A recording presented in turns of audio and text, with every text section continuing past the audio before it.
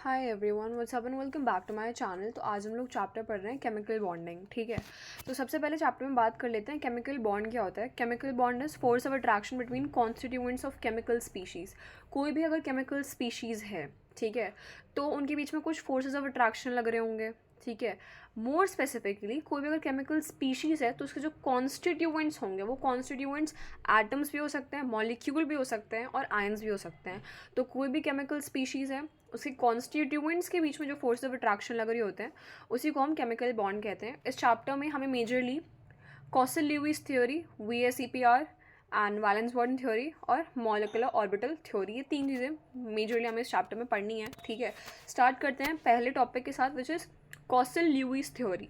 ठीक है, तो कॉसल ल्यूइस थ्योरी क्या है, देखो इन्होंने क्या बताया उससे पहले मैं इनका ड्रॉबैक बता देती हूँ। इनका ड्रॉबैक क्या था कि ल्यूइस ने शेप के बारे में नहीं बताया था। This is the only drawback. ठीक है, आते हैं कि इन्होंने एग्जैक्टली करा क्या था। ल्यूइस ने एक एटम की पिक्चर दी थी। इन्होंने एटम में दो चीज़ें बताई थी, कर्नल और आउटर शेल। इसमें इन्होंने कर्नल को क्या कहा कि it is nucleus plus inner shell. तो मतलब एटम है तो this is the let's say nucleus और ये बाकी सारे ऑर्बिट्स हैं। तो देखो जो न्यूक्लियस प्लस जो इनर शेल है इसको हमने कर्नल कहा और ये बचा आउटर शेल। ठीक है, जिसको हमने वैलेंस शेल भी कहा। फाइन, अब ये जो वैलेंस शेल है या आउटर शेल है, इन्होंने कहा कि मतलब बेसिकली उन्होंने क्या कहा कि ये क्यूब का स्ट्रक्चर है इसका। ठीक है, मतलब इन्होंने इमेजिन करा कि जो वैलेंस शेल है वो कैसा है, वो एक स्टेशनरी क्यूब के शेप का है जहाँ पे जो इलेक्ट्रॉन्स हैं वो कॉर्नर्स को ऑक्यूपाई करते हैं। फाइन, तो समझ में आ गया इन्होंने क्या कहा था। अब इन्होंने ये भी कहा था कि जो आउटर शेल है ना ये बॉन्डिंग में इन्वॉल्व होता है। ठीक है, अब देखो इनके अकॉर्डिंग जब सारे कॉर्नर्स ऑक्यूपाई हो गए, मतलब जो 8 कॉर्नर्स हैं क्यूब के, जब वो चार मतलब 8 के 8 कॉर्नर्स ऑक्यूपाई हो गए तो बेसिकली ऑक्टेट कंप्लीट हो गया। क्लियर, तो स्टेबल ऑक्टेट अटेन हो गई। तो लुईस का पॉस्टुलेट क्या था कि atom try to achieve stable octet by forming chemical bond. तो एटम जो होता है वो स्टेबल ऑक्टेट को अचीव करने की कोशिश करता है। कैसे? केमिकल बॉन्ड बना करके वो अपनी ऑक्टेट को कंप्लीट करता है। इसी को ऑक्टेट रूल कहा गया। तो ऑक्टेट रूल क्या था, it was given by Lewis और इसमें उन्होंने क्या कहा कि कोई भी एटम स्टेबल ऑक्टेट गेन करने की कोशिश करता है, फॉर्म करने की कोशिश करता है। कैसे? By forming bonds. क्लियर हो गया। अब बॉन्ड्स बनाने के भी तरीके हैं, एक हो सकता है ट्रांसफर ऑफ इलेक्ट्रॉन, एक होता है sharing of electron. Transfer of electron में loss and gain of electron होगा। ठीक है, जैसे हमने बचपन में ही पढ़ा था, लाइक बहुत 9th 5th में पढ़ लेते हैं, NaCl है ना।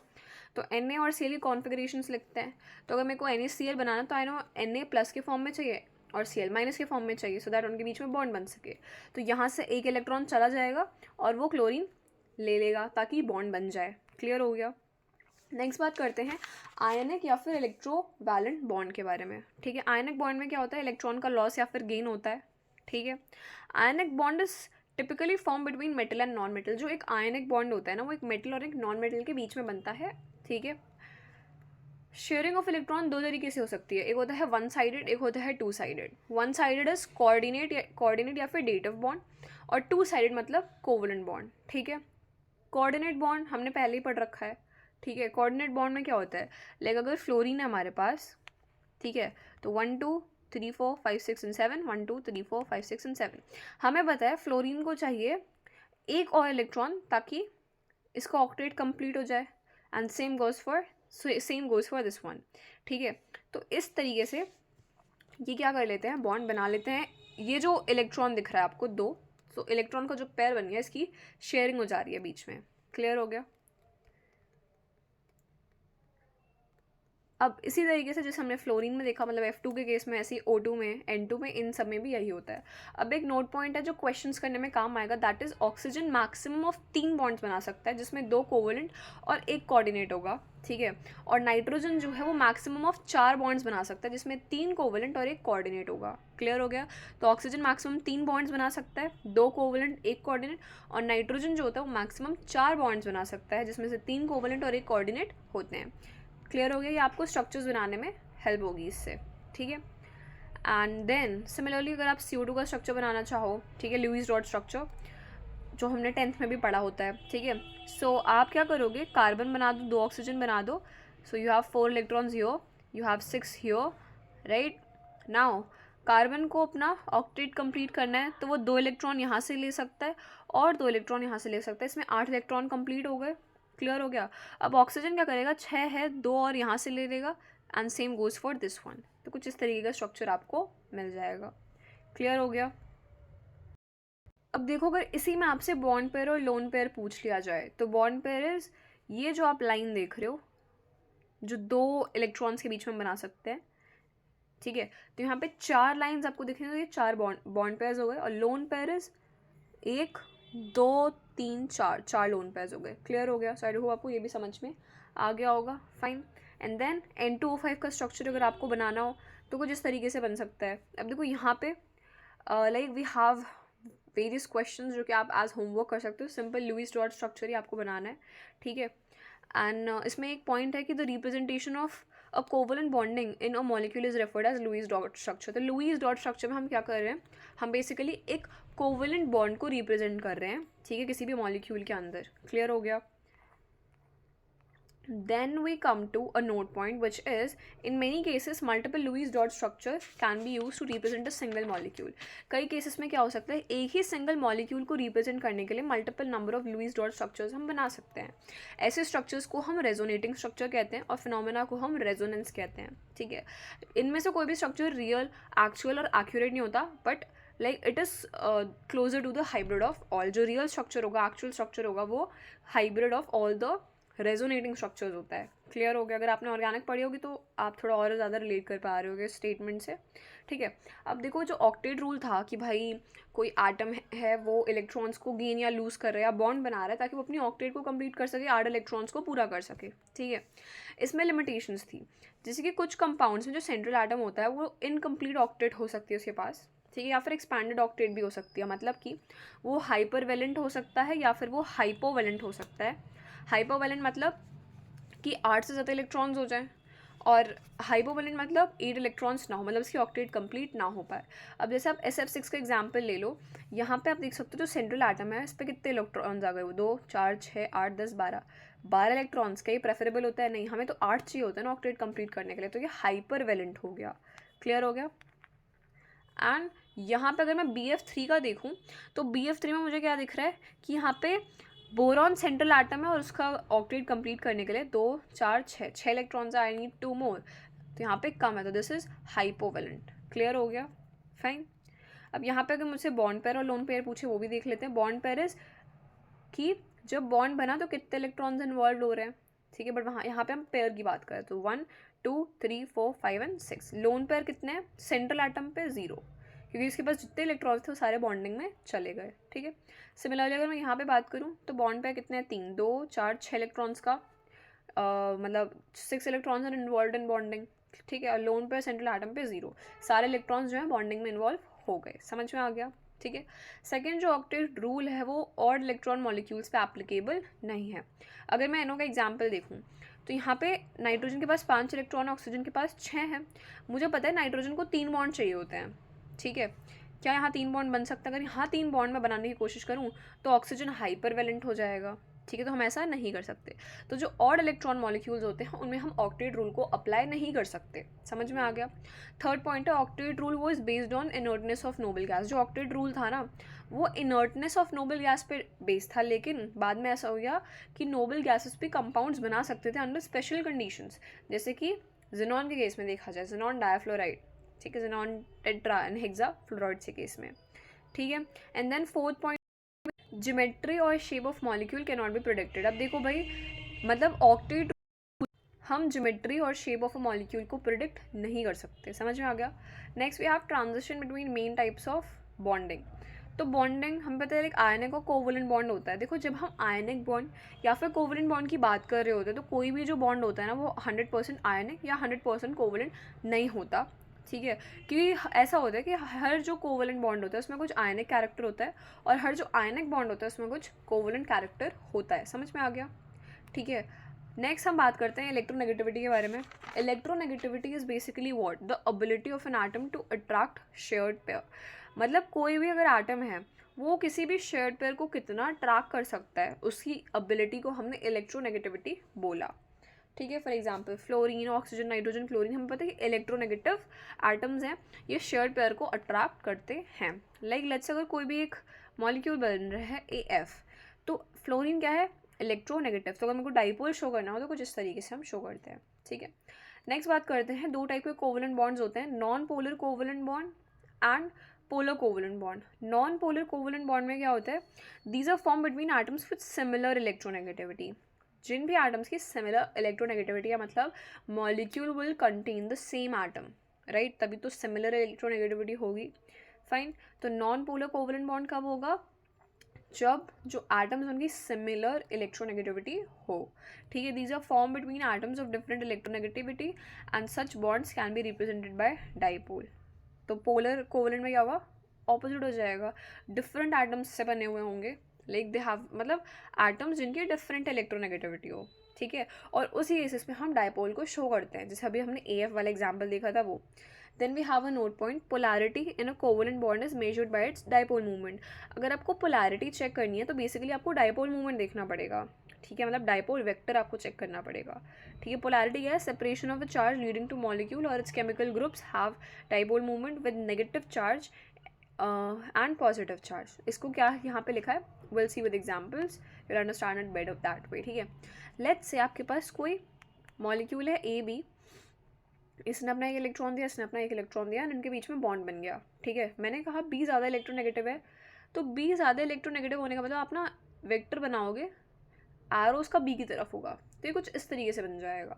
यहाँ पे ये शो हो रहा है कि जो B है वो ज़्यादा इलेक्ट्रोनेगेटिव है, जहाँ एरो हो रहा है वहाँ पे ज़्यादा इलेक्ट्रोनेगेटिव है वो, ठीक है। नेक्स्ट वी हैव वेक्टर में वी नो मैग्नीट्यूड होता है, डायरेक्शन होता है। अगर आपको मैग्नीट्यूड निकालना है, its charge into bond length, ठीक है, and direction is towards the more electronegative atom as already stated earlier, ठीक है। अब देखो, डाइपोल मूवमेंट ना ऑब्जर्व भी हो सकता है, थ्योरेटिकल भी हो सकता है। थ्योरेटिकल इज कैलकुलेटेड, जहाँ पे हम अज्यूम कर लेते हैं कि अगर कोई आयनिक बॉन्ड बन रहा है तो वो 100% आयनिक ही होगा, and when we are talking about observe dipole movement तो इट इज़ एक्सपेरिमेंटल। क्लियर हो गया। अब देखो, लेट्स से आपको अगर इसमें डाइपोल मूवमेंट निकालना हो, so you will do the product of charge and bond length. Charge is 1.6 into 10 raised to the power minus 19, और मान लो बॉन्ड लेंथ आपको एक एंगस्ट्रॉम दे रखी थी, तो आपको एक एंगस्ट्रॉम को मीटर में चेंज करना होगा, तो जिसके लिए आप इंटू 10 की पावर माइनस 10 कर दोगे, ठीक है। अब क्या होता है कि हम जब डाइपोल की बात कर रहे होते हैं तो हमें डिबाई में बात करनी होती है, जिसमें हम मतलब ये दिस इज द यूनिट, एक डिबाई में 3.3 into 10 to the power minus 30 coulomb meter होते हैं, तो आप इस फैक्टर से डिवाइड कर दोगे। समझ में आ गया। तो यहाँ से आपको क्या मिल जाएगा, डाइपोल मूवमेंट मिल जाएगा। अब क्वेश्चंस होते हैं जिसमें आपसे आयनिक कैरेक्टर पूछता है और कोवलेंट कैरेक्टर। तो देखो, percentage ionic character is mu observed upon में म्यू थ्योरेटिकल इनटू 100। थ्योरेटिकल आपको निकालना होगा, ऑब्जर्व्ड आपको क्वेश्चन में दे रखा होता है, ठीक है। So it's mu observed upon में म्यू थ्योरेटिकल। सो आपको कैलकुलेट करना है percentage ionic character in a covalent bond having bond length 0.9 angstrom and dipole movement observe 1.9 divide. तो dipole theoretical is charge into bond length, charge is 1.6 into 10 raised to the power minus 19, and bond length आपको question में दे रखी है 0.9 angstrom, उसको आप metre में convert करने के लिए into 10 raised to the power minus 10 कर दोगे, and divide we wanted in the SI unit only, तो हम 3.3 into 10 raised to the power minus 30 से डिवाइड कर देंगे, आपको यहाँ से म्यू थ्योरेटिकल मिल जाएगा, ठीक है। म्यू ऑब्जर्व आपको दे रखा है, तो आप 1.9 अपॉन में जो ये सॉल्व करके आ रहा होगा वो लिखोगे, which is this, and into 100 कर दोगे परसेंटेज कैलकुलेट करने के लिए, तो आपको 43% आयनिक कैरेक्टर मिल जाएगा। कोवलेंट फाइंड आउट करना है तो 100 में से माइनस कर दोगे। समझ में आ गया, ठीक है। नेक्स्ट नोट पॉइंट क्या है, presence of polar bond does not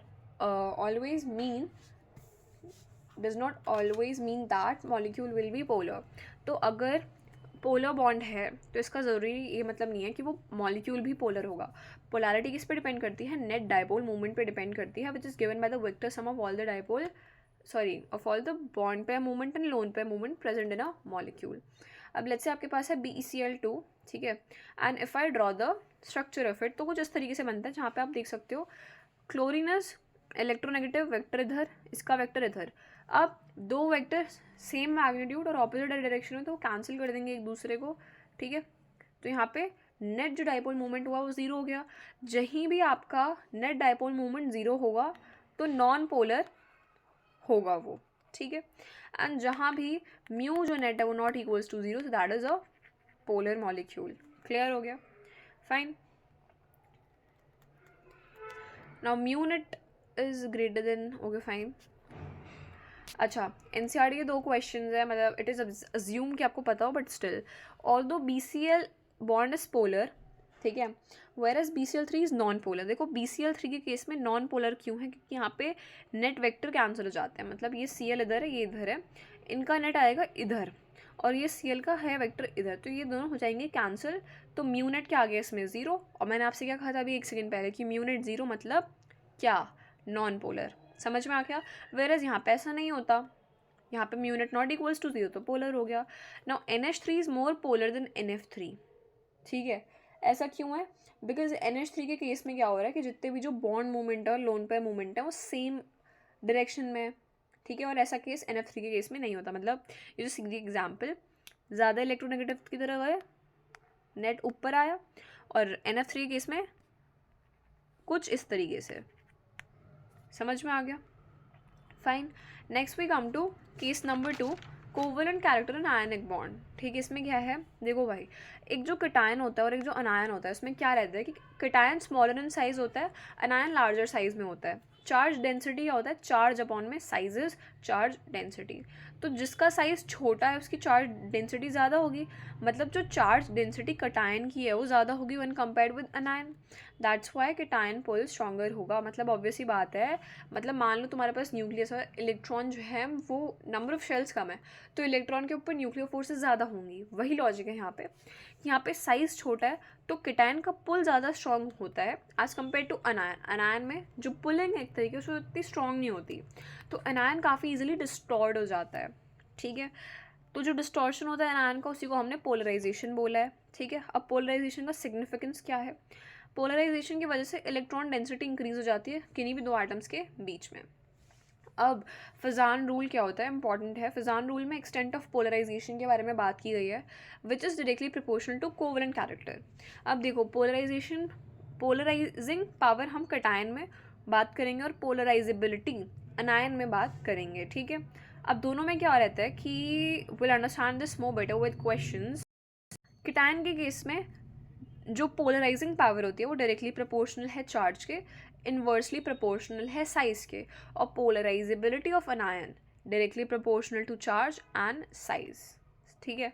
question से समझते हैं। Let's say you have example, हमारे पास है lithium fluoride and lithium chloride, ठीक है। लिथियम में सेम कैटायनिक पार्ट सेम है, मतलब मेरे को अनायनिक पार्ट को चेक करना है। अनायन में मुझे पता है पोलराइजेबिलिटी की बात करूंगी मैं, which is directly proportional to size and charge. Charge यहाँ पे सेम है तो मैं साइज़ के बारे में बात कर लूँगी। साइज़ अगर कंपेयर करूँगी तो क्लोरीन का ज़्यादा होता है फ्लोरीन के कंपैरिजन में, तो क्रोकोडाइल का मुंह इधर इधर खुल जाएगा। समझ में आ गया, ठीक है। Same logic we have your lithium chloride and sodium chloride. Cl same है, कैटायनिक पार्ट चेक करूंगी। कैटायनिक में मुझे पता है चार्ज के डायरेक्टली प्रोपोर्शनल और साइज के इन्वर्सली। चार्ज भी सेम है, साइज देखूंगी मैं, ठीक है। साइज कम किसका है, लिथियम का, तो पोलराइजिंग पावर किसकी ज़्यादा हो जाएगी, LiCl की। समझ में आ रहा है, ठीक है। बाकी साइज़ का ऑर्डर ये होता है iodine, bromine, chlorine and fluorine in decreasing order. समझ में आ गया। Then here you have some examples, you can try them, ठीक है। नेक्स्ट आते हैं नोट पॉइंट पे। जो कटायंस होते हैं जिनमें सूडो नोबल कॉन्फिगरेशन होती है, उनकी हायर पोलराइजिंग पावर होती है, then cations having noble configuration. मतलब इन जनरल अगर मैं ये एग्जाम्पल ले लूँ zinc chloride and calcium chloride का, ठीक है, तो अगर मैं नॉर्मल इलेक्ट्रॉनिक कॉन्फ़िगरेशंस लिख दूँ, ठीक है, और सूडो नोबल में क्या करूँ, सूडो नोबल मतलब जो जनरल या मोस्ट कॉमन ऑक्सीडेशन स्टेट होती है, अगर मैं उसमें इलेक्ट्रॉनिक कॉन्फ़िगरेशन को लिख दूँ, तो यहाँ पे मुझे ऑक्टेट कंप्लीट दिख रहे हैं सूडो नोबल में, राइट। तो ऐसा माना गया, ठीक है, कि सूडो नोबल कॉन्फ़िगरेशन जहाँ भी आ रही है, जिन भी कटायंस के केस में, उनकी पोलराइजिंग पावर ज़्यादा होती है, ठीक है। इतना ही था फिजान रूल के अंदर, ठीक है। फिजान रूल ऐड हुआ, आपको समझ में आ गया होगा। नेक्स्ट बात कर लेते हैं VSEPR and valence bond theory, which is valence shell electron pair repulsion, ठीक है, एंड वैलेंस बॉन्ड थ्योरी। तो पॉस्टुलेट्स क्या थे, इलेक्ट्रॉन पेयर्स जो होते हैं वो वैलेंस शेल में रिपेल करते हैं एक दूसरे को, ठीक है। अब देखो, like shared pair of electrons हो सकता है और अनशेयर्ड पेयर ऑफ इलेक्ट्रॉन्स भी हो सकता है। शेयर्ड पेयर मतलब वो बॉन्ड में इंक्लूडेड है, मतलब वो बॉन्ड पेयर होंगे। अनशेयर्ड पेयर मतलब वो बॉन्डिंग में इन्वॉल्व नहीं है, तो वो as a lone pair exist कर रहे हैं। समझ में आ रहा है। अब देखो, जो बॉन्ड पेयर होता है, क्योंकि वो 2 एटम्स से मतलब जुड़ा हुआ है, ठीक है, तो it is attracted to 2 nucleus, ठीक है, and it occupies less space, क्योंकि बॉन्ड हो रहा है तो मतलब एक कॉम्पैक्ट स्ट्रक्चर बन रहा होगा, राइट, एंड कम रिपल्शन होगा। बट लोन पेयर के केस में अगर मैं देखूँ तो मतलब लोन पेयर मतलब किसी एक एटम के ऊपर लोन पेयर है, ठीक है। So it occupies more space और वो ज़्यादा रिपेल करता है क्योंकि वो बॉन्डिंग में इन्वॉल्व नहीं है। समझ में आ रहा है? अब भाई एक ऑर्डर होता है, order of repulsion, which is lone pair में बहुत रिपल्शन होता है, फिर बॉन्ड पेयर लोन पेयर में, और फिर बॉन्ड पेयर में, ठीक है। सेकंड पोस्टुलेट क्या था VSEPR में कि जो इलेक्ट्रॉन पेयर होता है around the central atom will be arranged in such a way that repulsion among them is minimized. The arrangement corresponding to the minimum repulsion is called geometry. तो देखो कोई भी सेंट्रल एटम है, ठीक है, central atom है कोई भी, और उसके पास अगर इलेक्ट्रॉन पेयर्स हैं तो उन इलेक्ट्रॉन पेयर को इस तरीके से अरेंज करा जाता है कि मिनिमम रिपल्शन हो, ठीक है। और वही स्ट्रक्चर जो कि मिनिमम रिपल्शन को कोरिस्पॉन्ड कर रहा हो उसी को हम कहते हैं ज्योमेट्री। तो ज्योमेट्री क्या है कि बेसिकली सेंट्रल एटम है मेरे पास और उसके आसपास इलेक्ट्रॉन्स हैं, तो मुझे चाहिए कि मिनिमम रिपल्शन हो, ठीक है। एंड फॉर दैट से जो ज्योमेट्री जो हम कोरिस्पॉन्डिंग स्ट्रक्चर या अरेंजमेंट बनाते हैं ताकि मिनिमम रिपल्शन मतलब ऑप्टेन हो एक तरीके से, उसको हमने क्या कहा, ज्योमेट्री कहा। समझ में आ रहा है? Then next we have third point is geometry around central atom depends on the number of electron pair. अब देखो ये काफ़ी याद करने वाली चीज़ें याद करनी पड़ेंगी आपको क्योंकि क्वेश्चन में यूज़ होगा, ऑब्वियस ही बात है। मान लो इलेक्ट्रॉन पेयर 2 है तो लीनियर ज्योमेट्री ऑप्टेन होती है, एंगल होता है 180 डिग्री, और एटम्स जो होते हैं constituent these are farthest. Electron pair अगर 3 है, 3 बॉन्ड्स बन रहे होंगे जिस तरीके से आप यहाँ पे देख सकते हो, थीटा इज 120 डिग्रीज, ठीक है। एंड इसको हमने कहा ज्योमेट्री को ट्रायगोनल कोप्लेनर। इलेक्ट्रॉन पेयर 4 हो जाए मतलब 4 बॉन्ड अगर आपको दिख रहे हो तो इट इज टेट्राहेड्रल जिसमें एक अंदर और एक बाहर होते हैं, ठीक है। And these are not perpendicular. Theta is 109.5। Electron pair अगर 5 है, 2 एक्सियल होते हैं जो कि 90 डिग्री होते हैं, 3 इक्वेटोरियल होते हैं 120 डिग्री पे होते हैं, ठीक है। इलेक्ट्रॉन पेयर 5 है तो geometry corresponding is trigonal bipyramidal. Electron pair अगर 6 होता है तो क्या होता है, देखो adjacent angles are 90 degree and opposite angles are 180, opposite angles are 180 and these are 90। समझ में आ रहा है? एंड दिस इज ऑक्टाहेड्रल या फिर स्क्वायर बायपिरामिडल भी कहते हैं, ठीक है। शेप ऑफ मॉलिक्यूल्स, अब देखो यहाँ पर जैसे बॉन्ड, जब मैंने इलेक्ट्रॉन पेयर इक्वल्स टू 2 लिखा मतलब bond pair common lone pair जो है वो 2 के बराबर है। तो इसमें पॉसिबिलिटीज़ क्या हो सकती है कि दिस इज़ 2,0। फॉर दैट हमने भी देखा लीनियर होता है, ठीक है, दिस स्ट्रक्चर भी हमने देखा जस्ट। अब मान लो इलेक्ट्रॉन पेयर 3 है तो हमने 3,0 के लिए ट्रायगोनल प्लेनर देखा था। अब 3,0 की जगह 2,1 भी तो हो सकता है, मतलब 2 + 1 इज ऑल्सो 3 राइट। तो 2,1 इज ऑल्सो अ पॉसिबिलिटी, है ना। तो 2,1 मतलब 2 बॉन्ड पेयर और 1 लोन पेयर, ठीक है। इलेक्ट्रॉन पेयर कैसे बनता है, bond pair plus lone pair से बनता है। समझ में आ रहा है? ठीक है। सो देखो बॉन्ड पेयर क्या है, बॉन्ड पेयर है हमारे पास 2 एंड लोन पेयर हमारे पास 1। तो ये रहा लोन पेयर, ये रहे बॉन्ड पेयर। तो लोन पेयर जो है इन बॉन्ड पेयर को करेगा रिपेल करेगा। सो आप देख सकते हो एक बेंड शेप बन रहा है, इसको हम बेंड शेप या फिर वी शेप भी कहते हैं। समझ में आ गया? ठीक है, समझ में आ रहा होगा, आई डू होप। देन अगर इलेक्ट्रॉन पेयर 4 है तो 4,0 पॉसिबिलिटी, 3,1, 2,2 पॉसिबिलिटी है। 3,1 मतलब 3 bond pair 1 lone pair, this is trigonal pyramidal. 2,2 मतलब 2 लोन पेयर और 2 बॉन्ड पेयर्स होंगे कुछ इस तरीके से। अगेन इसमें बेंड शेप बनेगा, क्यों बनेगा, बिकॉज लेकिन आप देख सकते हो हाँ यहाँ पे लोन पेयर है, मैंने कहा लोन पेयर में बहुत रिपल्शन होता है, मतलब ये बॉन्ड एक दूसरे को दूर दूर भेज रहे हैं, तो बेंड शेप एक वी शेप ऑब्टेन हो रहा है। समझ में आ रहा है? नेक्स्ट इलेक्ट्रॉन पेयर अगर 5 है तो 5,0 पॉसिबिलिटी है, 4,1, 3,2, 2,3 रिस्पेक्टिवली ज्योमेट्रीज यहाँ पर दे रखी है। अब देखो एक नोट पॉइंट है क्या कि लोन पेयर कभी भी इक्वेटोरियल पोजीशन को प्रेफर करता है और जो ज़्यादा इलेक्ट्रोनेगेटिव होता है वो एक्सियल पोजीशंस को प्रेफर करता है, ठीक है। यहाँ पे आते हैं अब हम लेट्स से जो हमने 4,1 की बात करी, मतलब 4 बॉन्ड पेयर बन रहे होंगे 1 लोन पेयर, ठीक है।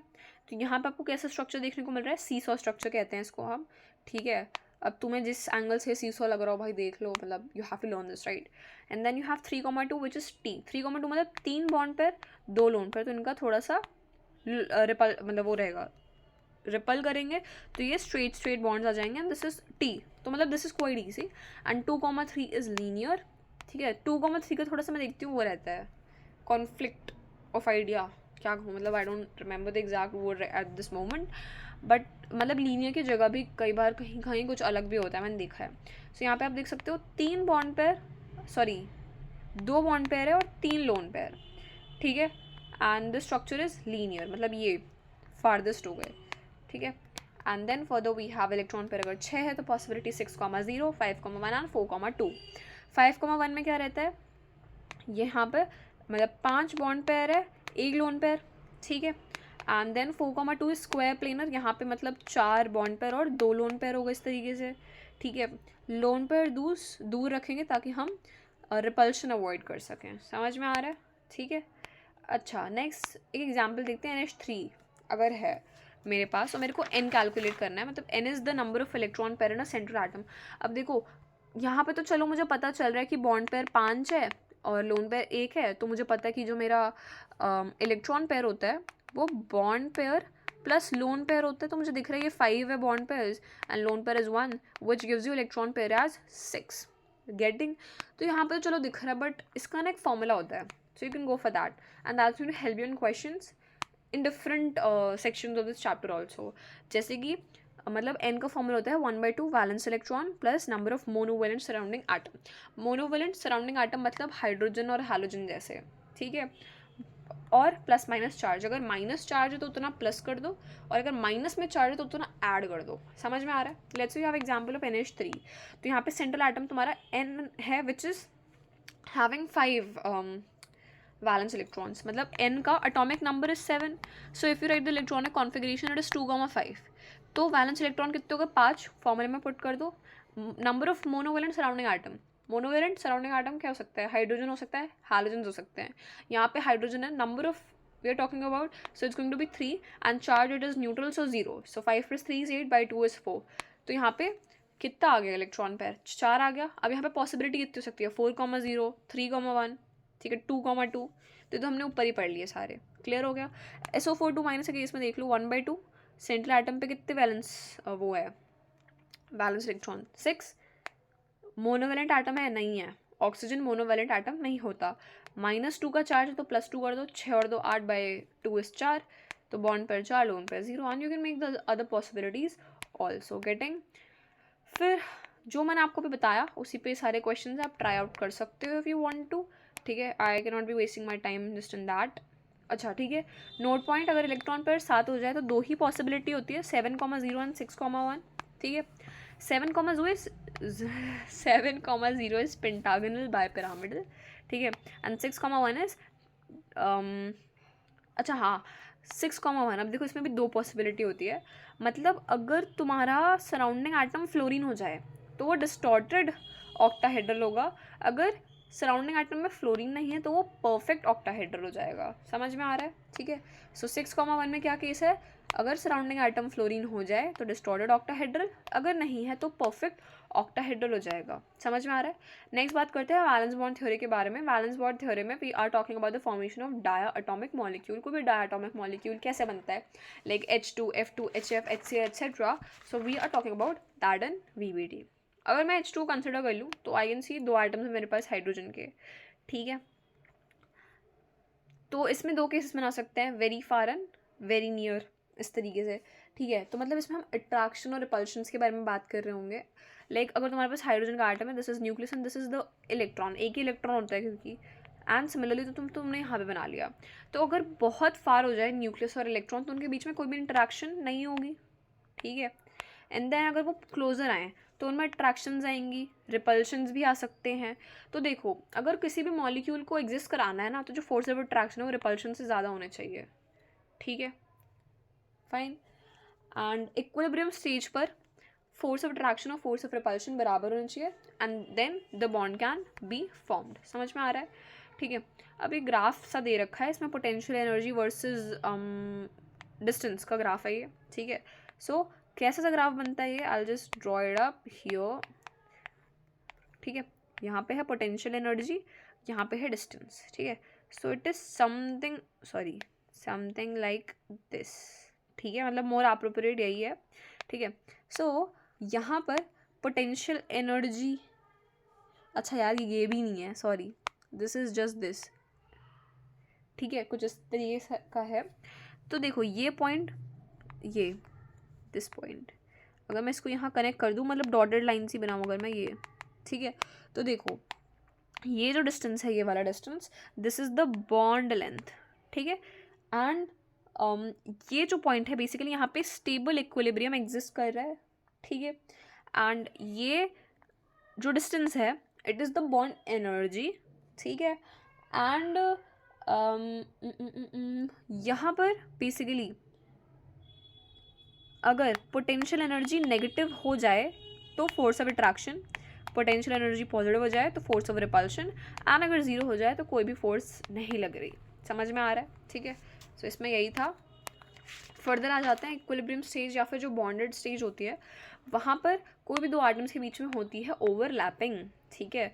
वीबीडी के अकॉर्डिंग अगर कोई भी कोवलेंट बॉन्ड बन रहा है तो it is the result of the overlapping between two atomic orbitals. देखो किन्हीं भी मतलब बेसिकली दो या दो से ज़्यादा हो सकते हैं, अगर एटॉमिक ऑर्बिटल्स के बीच में ओवरलैपिंग हो रही है तो covalent bond what the hell covalent bond will be formed. समझ में आ रहा है, ठीक है। Actually I am trying to cover this chapter in the least amount of time, ठीक है। तो मेरी जो जी है टंग फंबल हो जा रही है बीच बीच में, बट नेवर माइंड। नेक्स्ट बात करते हैं फॉर्मेशन ऑफ पॉलीएटॉमिक मॉलिक्यूल्स, ठीक है। सो इसमें पहली बात बता दूँ, focus on central atom, central atom पे फोकस करना है अभी इस थ्योरी इस पोर्शन में।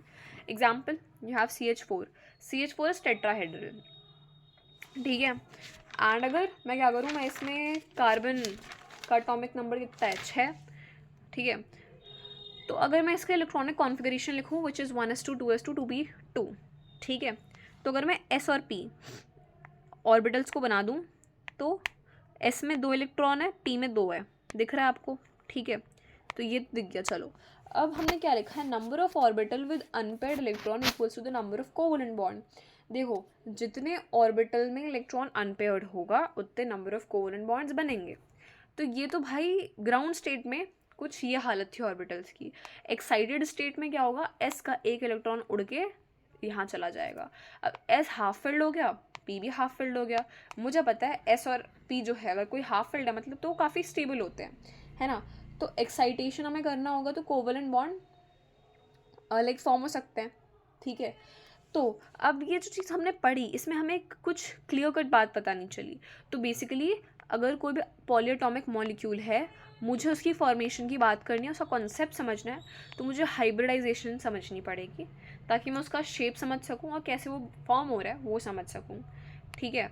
तो अब हम आ जाते हैं किस पे, एग्जाम्पल भी देख लेते हैं पहले। तो ये देखो कार्बन था सेंट्रल एटम, उसका मैंने क्या लिखा, एटॉमिक नंबर लिखा, इलेक्ट्रॉनिक कॉन्फ़िगरेशन लिखी, ग्राउंड स्टेट में और एक्साइटेड स्टेट में मैंने ऑर्बिटल्स बना ली। अब अगर हाइब्रिडाइजेशन करा दूँ मैं ऑर्बिटल्स का, मतलब मैं मिक्सिंग करा दूँ, तो मुझे दिख रहा है एक ऐसे और 3 P है, ठीक है। एक ऐसे और एक P है, सॉरी एक एस 3 P है दिस। तो ऑर्बिटल्स की मैंने मिक्सिंग कराई, ठीक है। सो मुझे क्या मिल रहा है, sp3 sp3 sp3, क्यों, क्योंकि ये एक ऐसे ये p p p, तो 3 P है एक ऐसे, तो sp3 ये मुझे मिल रहा है, ठीक है। अब जब मैं मिक्सिंग कर रही हूँ तो मतलब ये जो दो अलग अलग डब्बे तुम्हें दिख रहे हैं ये यूनाइट होके ऐसे 4 डब्बे मिल जाएंगे और तुम्हें sp3 sp3 sp3 मिल रहा है, ठीक है।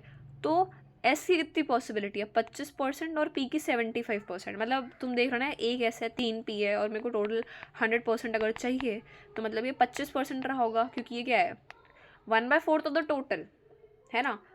तो रेस्ट रिमेनिंग है 75%। क्लियर हो गया। सो आई डू होप आपको ये भी समझ में आ गया होगा। नेक्स्ट बात करते हैं in the formation of polyatomic orbitals of central atom. First undergo hybridization and then overlapping with orbitals of the surrounding atom to form bond. देखो भाई कोई भी पॉलीएटॉमिक अगर मॉलिक्यूल बन रहा है तो सबसे पहले होती है हाइब्रिडाइजेशन, फिर होती है overlapping between the orbitals of surrounding atom to form a bond. तो बेसिकली पॉलीएटॉमिक मॉलिक्यूल अगर बन रहा है तो पहले वो हाइब्रिडाइजेशन होगी, फिर ओवरलैपिंग होगी। ओवरलैपिंग किसके साथ होगी, सराउंडिंग एटम के जो ऑर्बिटल हैं उनके साथ ओवरलैपिंग होगी ताकि बॉन्ड बन जाए। समझ में आ गया। अब हाइब्रिडाइजेशन कर रहे हैं, ये होता क्या है, हाइब्रिडाइजेशन बेसिकली फिनोमेना होता है जिसमें ऑर्बिटल्स की इंटरमिक्सिंग होती है ताकि new set of equivalent orbitals बन सके, जिसको हम हाइब्रिड ऑर्बिटल कहते हैं।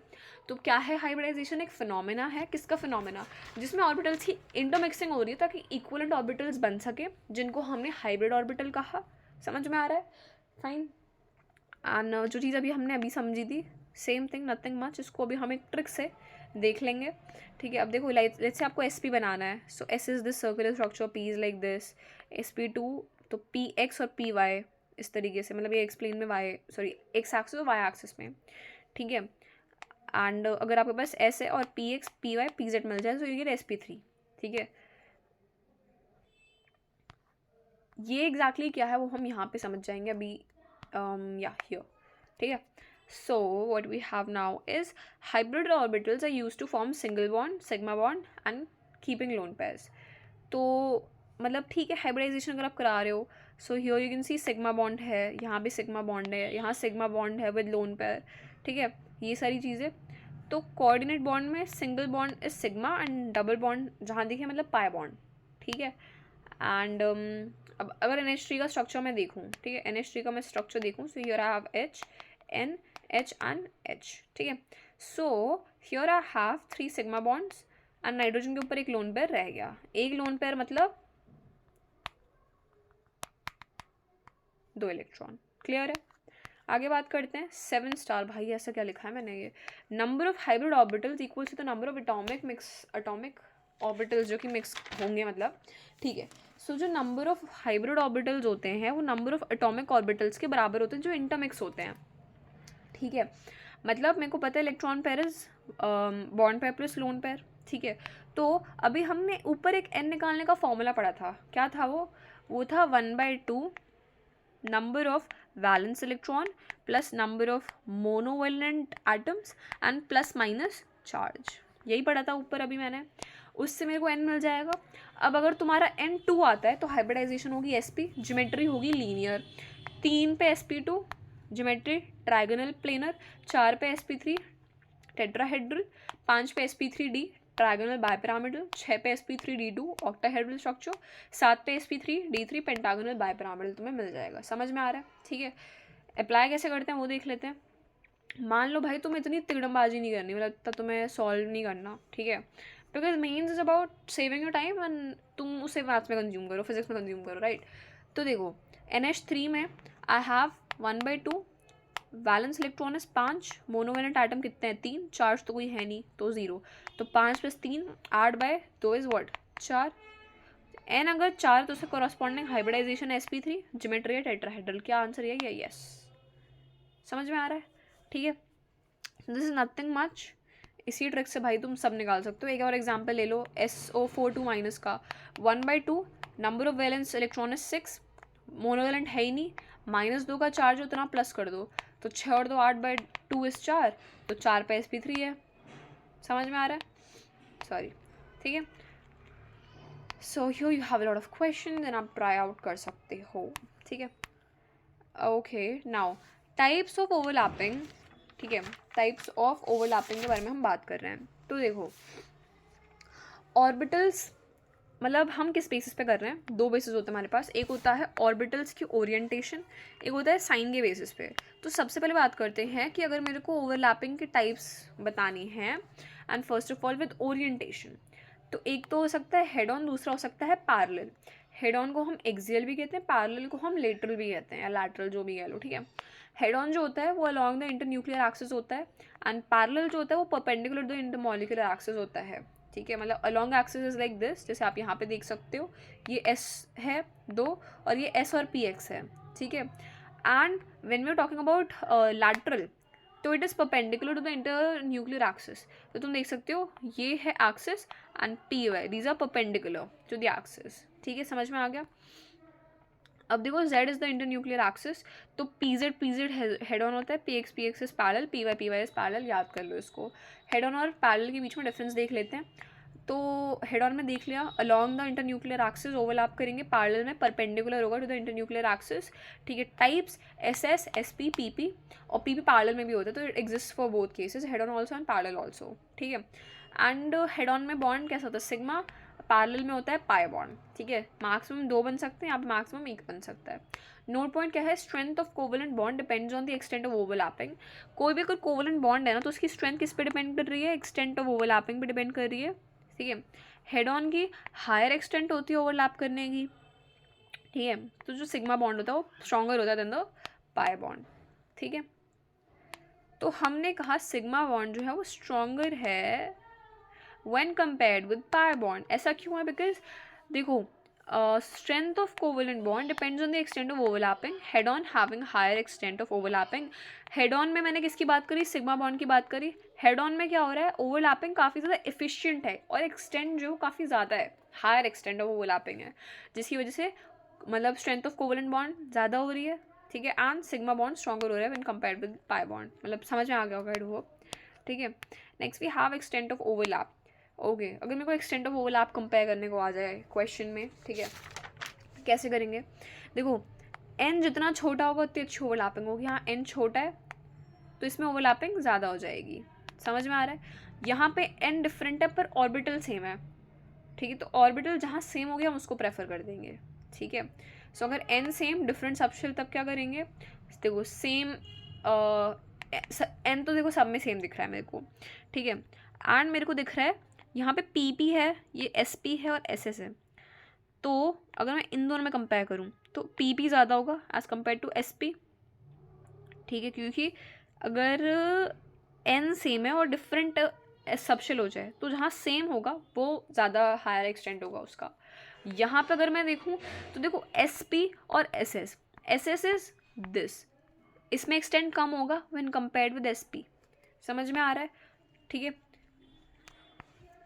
एरिया के बेसिस पे वही जो मैंने अभी तुम्हें ये ड्रॉ करके दिखाया, S S is this and S P is this. तो तुम्हें अगर ये कंपेयर करना है तो तुम एरिया देखोगे, पी बी में ज़्यादा एरिया है, फिर एस पी में है, फिर एस एस में है, समझ रहे हो? तो उस बेसिस पे होगा, ठीक है। फिर compare the strength of following covalent bond. एक एग्जाम्पल देख लेते हैं। तुम्हारे पास है sigma 2s 2p and you have pi 2p and 2p। तो 2p तो सब में सेम है और सिग्मा पाई मुझे पता है सिग्मा ज़्यादा तगड़ा होता है, उसमें extent of extent of overlapping ज़्यादा है। ये तो यहीं से हो गया। एक और एग्जांपल ले लेते हैं। देखो sigma 2s 3s and sigma 3s 3s, इसमें सिग्मा सेम आ रहा है, एस सेम आ रहा है, एन डिफरेंट है, तो जहाँ लोअर एन मेरे को दिखेगा मैं उसको प्रेफर करूँगी। समझ में आ गया? ठीक है, तो आई होप आपको ये भी समझ में आ गया होगा।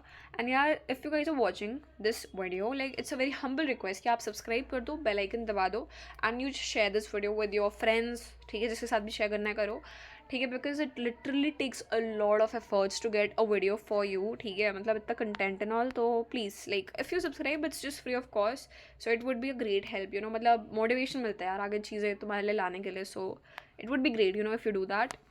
फाइन, नेक्स्ट अब हम लोग आ जाते हैं मॉलिक्यूलर ऑर्बिटल थ्योरी पर, ठीक है। मॉलिक्यूलर ऑर्बिटल थ्योरी क्या है? इसमें पोस्टुलेट नंबर 1 देखते हैं। Just like atoms have atomic orbital, उसी तरीके से मॉलिक्यूल्स हैं मॉलिक्यूलर ऑर्बिटल होती है, ठीक है। अब देखो एटॉमिक ऑर्बिटल कंबाइन कर जाते हैं टू फॉर्म मॉलिक्यूलर ऑर्बिटल्स, ठीक है। एटॉमिक ऑर्बिटल ने कंबाइन करा टू गिव मॉलिक्यूलर ऑर्बिटल। जितना number of atomic orbital combine होगा उतना ही मॉलिक्यूलर ऑर्बिटल फॉर्म हो जाएगा, ठीक है। थर्ड है condition for atomic orbital combination. अच्छा okay, like if you have 1s हो जाएगा, 2p में हो जाएगा, 1s 2s में नहीं होगा, n डिफरेंट हो जाएगा तो नहीं होगा, ठीक है। एंड यहाँ पे मे और मे नॉट, मतलब अब बेसिकली हम sp मिक्सिंग के बारे में बात करेंगे। sp मिक्सिंग में क्या है अभी आगे देखेंगे वो हम, ठीक है।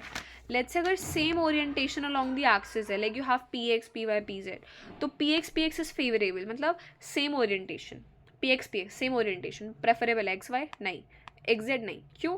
मेरे को सेम ओरिएंटेशन चाहिए, ठीक है। लीनियर कॉम्बिनेशन की बात करते हैं, लकाओ प्रिंसिपल। इसमें क्या है? You have psi 1 and psi 2 जो हम एटॉमिक स्ट्रक्चर में पढ़ के आए थे, these are atomic orbitals let's say, ठीक है। तो मॉलिक्यूलर ऑर्बिटल, अगर ये एटॉमिक ऑर्बिटल है तो मॉलिक्यूलर ऑर्बिटल जो है वो इनके एडिशन से भी बन सकता है और इनके सब्ट्रैक्शन से भी बन सकता है, ठीक है। सो एडिशन से जो बन रहा है एंड सब्ट्रैक्शन से बन रहा है, वी हैव 2 केसेस। अब यहाँ पे देखो जो सब्ट्रैक्शन है ना, यहाँ पे हम मॉड ले लेते हैं क्योंकि मेरे को नेगेटिव से कोई चिंता नहीं, मैग्नीट्यूड मॉड लगा दूंगी तो पॉजिटिव मिल जाएगा मेरे को। So I am more concern with the magnitude rather than the sign. समझ में आ रहा है? Next we have different combination of atomic orbital leads to the formation of different types of molecular orbital. Types of combination के basis पे different type of molecular orbital बन सकते हैं, ठीक है। ओरिएंटेशन के बेसिस पे हेड ऑन पैरेलल, साइन के बेसिस पे plus minus and zero neutral.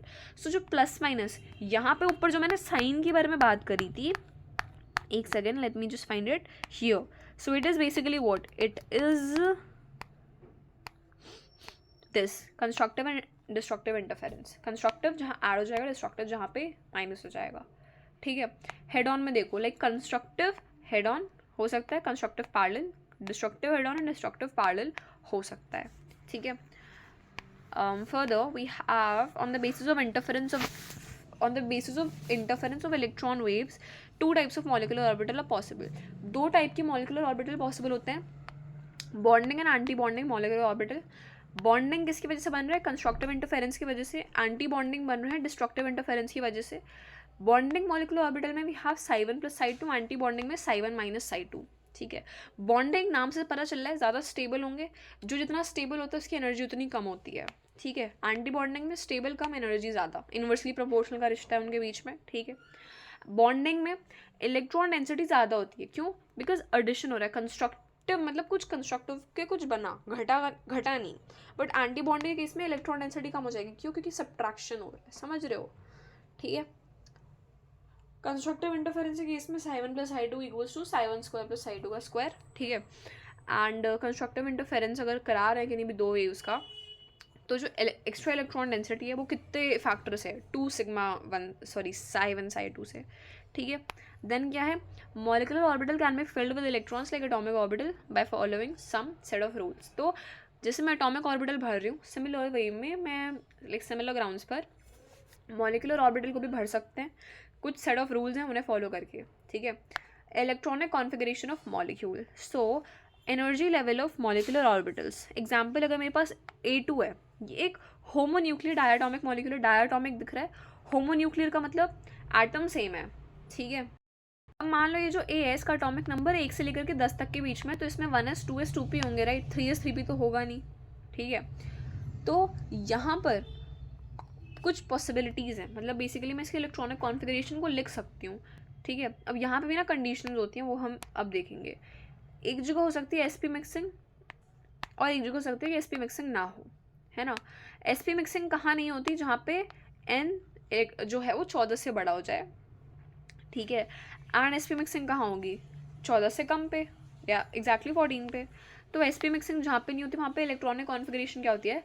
σ1 σ1 star, σ2 σ2 star, σ2pz, pi 2px, pi 2py, pi star 2py x, इसी का स्टार और इसका star, pi star 2py. And then σ2pz था, उसका σ2pz का स्टार. ये ले लेंगे. समझ में आ रहा है तुम्हें? ठीक है. दिस इज जब कोई भी sp मिक्सिंग नहीं हो. और sp मिक्सिंग कब नहीं होगी? जब n जो है मेरा 14 से बड़ा हो जाए. समझ में आ गया तुम्हें?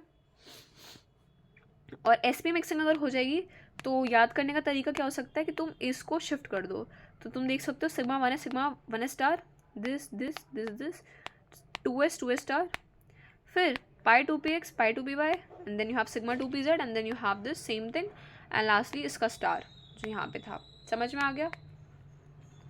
फाइन. एग्जाम्पल समझते हैं. अगर मेरे को O2 लिखना है, O2 का एटॉमिक नंबर कितना है? Hydrogen, helium, lithium, beryllium, boron, carbon, nitrogen, oxygen, 8. सो और मैंने O2 डायटोमिक की बात करी. So you just multiply 2 with it, so you get 16. ठीक है. मतलब मेरे को 16 इलेक्ट्रॉन भरने हैं. ठीक है. तो मेरे को दिख रहा है n 14 से बड़ा है, तो sp मिक्सिंग तो होने से रही. तो मेरे को वही वाली इलेक्ट्रॉनिक कॉन्फिगरेशन लिखनी है. σ1s 1 star, 2s 2 star, 2pz, pi 2px, pi 2py, and उसका star, and last you have मतलब σ2pz का स्टार. ठीक है. बट उसकी ज़रूरत पड़ेगी नहीं, जितनी ज़रूरत है उतनी लिख लेंगे. So here you have what कि तुम्हें क्या करना है? 2 इलेक्ट्रॉन भरना स्टार्ट करो. सिग्मा में 2, इसमें 2 और 2 4 भर दिए. 4 5 6 7 8 9 10 भर दिए. अब देखो, इसमें पहले एक भरोगे, फिर इसमें एक भरोगे, तो कितने हो? 2 4 6 8 10 11 12. अब 13 और 14, मतलब एक एक भरेंगे, बराबर भरेंगे. 1 1 से बात नहीं बन रही तो फिर बढ़ा सकते हो तुम. ठीक है. सो 2 4 6 8 10 12 14 15 एंड 16, 1 1 यहाँ पे. समझ में आ गया? अब देखो, जो सिर्फ सिग्मा में है, जहाँ पे स्टार नहीं है, वो बॉन्डिंग है. वो क्या है? वो बॉन्डिंग एटम्स हैं, number of bond between 2 atoms. And जो स्टार के साथ हैं वो नॉन बॉन्डिंग है. तो अगर तुम्हें बॉन्ड ऑर्डर निकालना है, क्वेश्चन आ सकता है डायरेक्ट बॉन्ड ऑर्डर निकालने के लिए, तो वो होता है number of bonding minus anti bonding upon में 2. ठीक है. तो O2 के इसमें क्या है? बॉन्डिंग में कितने थे? 2 4 6 8 10 12. एंटी नहीं मैंने गलत गिना, शायद मैंने गलत करा.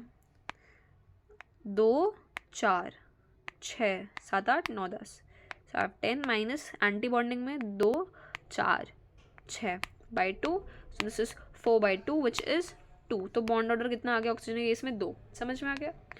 फाइन। अब देखो आगे अगर हम बात करें magnetic nature of molecules, paramagnetic and diamagnetic.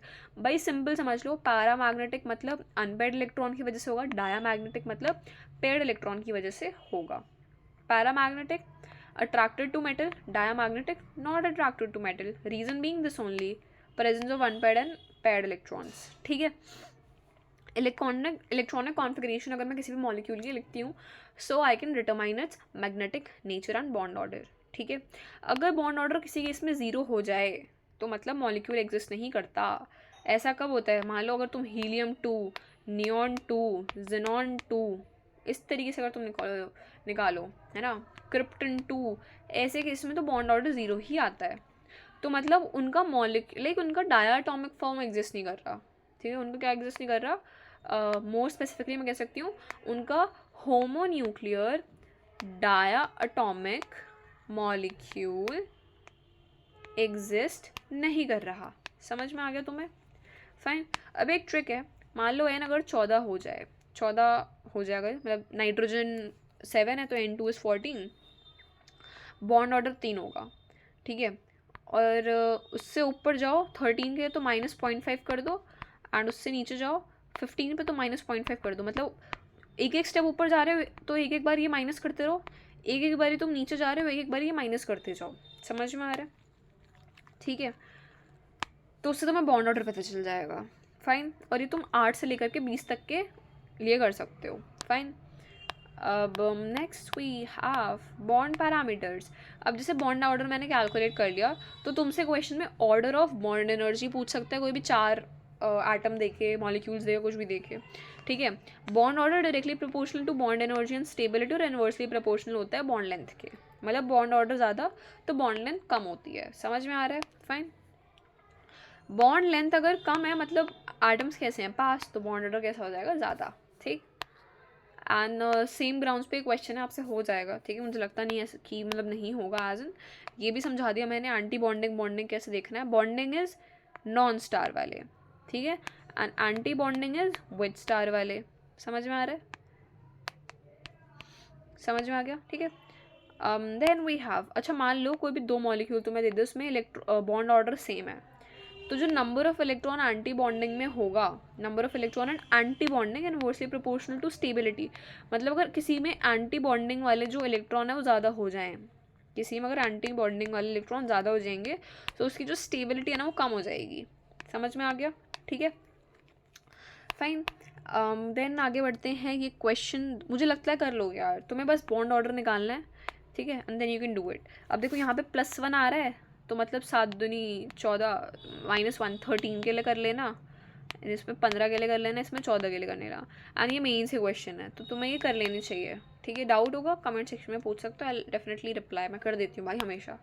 ठीक है। Further what we have, okay then we have miscellaneous topics. मैं सोच रही हूँ मिसलेनियस टॉपिक्स की अलग से वीडियो बना दूँ। ठीक है। मतलब ये मिसलेनियस टॉपिक्स में अगर मैं देखूँ तो मैं क्या पढ़ना है, स्पेशल टाइप ऑफ बॉन्डिंग पढ़नी है। ठीक है। हमें पढ़ना है structure of diborane, bridge bond पढ़ना है, हमें बैक बॉन्डिंग वगैरह पढ़नी है। But I think lattice enthalpy cover ही कर लेते हैं यार, छोड़ो क्या फालतू में आगे के लिए रखना। So here we have miscellaneous topics में स्पेशल टाइप ऑफ बॉन्डिंग। ठीक है। तो स्पेशल टाइप ऑफ बॉन्डिंग 3 तरीके से हो सकती है। पहले तो just check the electron deficient है वो, अगर स्पीशीज़ इलेक्ट्रॉन रिच है या फिर इलेक्ट्रॉन प्रिसाइज है। तो देखो क्या होता है, अगर इलेक्ट्रॉन डिफिशिएंट है मतलब उसके पास नहीं है तो वो इलेक्ट्रॉन को एक्सेप्ट करेगा। अगर इलेक्ट्रॉन रिच है, वो उसके पास खुद ज़्यादा है, तो ऑब्वियस सी बात है वो डोनेट करेगा। और इलेक्ट्रॉन प्रिसाइज इसका मतलब ना उसे लेने की ज़रूरत है ना देने की ज़रूरत है। ठीक है। उसमें मतलब बॉन्ड पेयर है सारे, कोई भी लोन पेयर नहीं है, जितने भी ऑर्बिटल्स है वो फिल्ड है, तो ना वो लेगा ना वो देगा, अपने चुपचाप स्टेट में रहेगा, like CH4। Clear? Electron rich है मतलब इलेक्ट्रॉन को डोनेट करेगा। फाइन। होगा कभी जब सेंट्रल एटम के पास लोन पेयर हो तो उसे दान में दे सकता है, डोनेट कर सकता है। डेफिशिएंट है, सेंटर एटम में वेकेंट ऑर्बिटल होना चाहिए, तभी वो एक्सेप्ट कर पाएगा लोन पेयर को। समझ में आ गया? मतलब ये तो बहुत भाई बेसिक सी बात है, ये बात ज़रूर ध्यान रखना कि काम आती है आगे। अब एक छोटा सा पॉइंट आप देख सकते हो, BH3। BH3 में क्या होता है, मतलब BH3 जो होता है ना, ये डाइबोरिन के फॉर्म में एग्जिस्ट करता है, which is the dimer of BH3 molecule.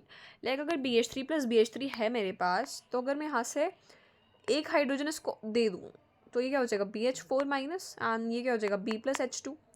ठीक है, तो अगर मैं इसका स्ट्रक्चर बनाना चाहूँ तो BH2 लेट्स से प्लस और BH4 माइनस, तो क्या हो जाएगा, बॉन्ड बन जाएंगे कुछ इस तरीके से।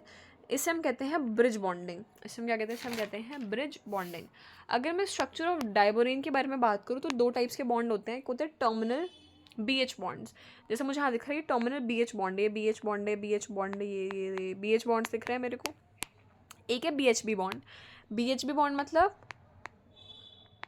Wait I just show you with different colours, ज़्यादा क्लियर होगा।